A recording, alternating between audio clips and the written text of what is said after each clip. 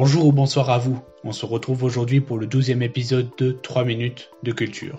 Comme promis lors du 4e épisode, c'est-à-dire celui d'il y a 2 mois, je vais faire comme avec la Yougoslavie, que je ne délaisse pas pour autant. C'est-à-dire une multitude de vidéos, à la fois sur l'Empire d'Autriche, mais aussi d'Autriche-Hongrie. Aujourd'hui nous allons parler d'un homme qui a marqué l'Europe, à la fois par sa politique internationale, et à la fois par son tempérament de conservateur.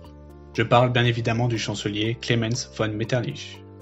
D'abord ambassadeur en France, ensuite en 1809 ministre des Affaires étrangères, il se révélera via sa ruse un adversaire implacable de Napoléon pendant les guerres napoléoniennes. Il fut à partir de là un élément essentiel de l'Empire.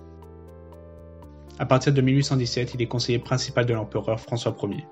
Il devint par la suite chancelier de l'Empire en 1821. De 1835 à 1848, il sera l'homme clé de l'Autriche. Ferdinand Ier lui laissant quasiment les pleins pouvoirs.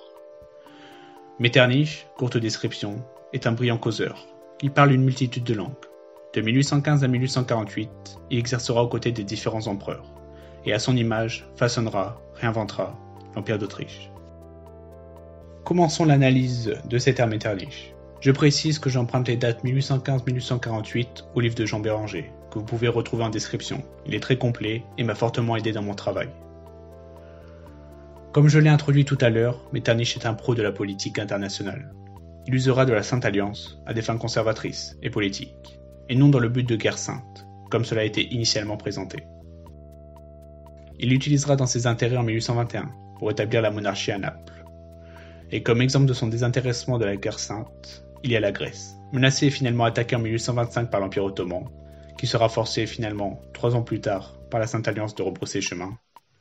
Metternich n'était pas en faveur d'une quelconque attaque, car avant la libération des populations chrétiennes passait la conservation de l'équilibre balkanique et l'évitation d'une quelconque plus grande influence russe dans les Balkans.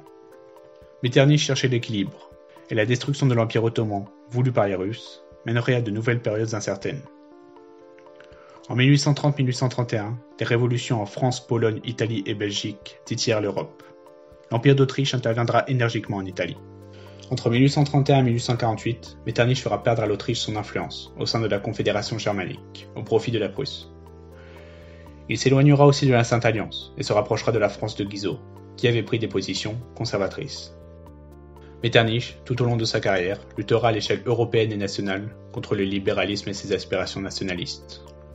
À l'échelle de l'Empire, il mit en place un vaste réseau de censure, le courrier contrôlé, beaucoup d'espionnage, les publications scientifiques contrôlées, l'influence de l'Église réduite et l'éducation fortement aussi contrôlée. Metternich réduisit aussi le pouvoir des diètes provinciales, pour centraliser au maximum le pouvoir.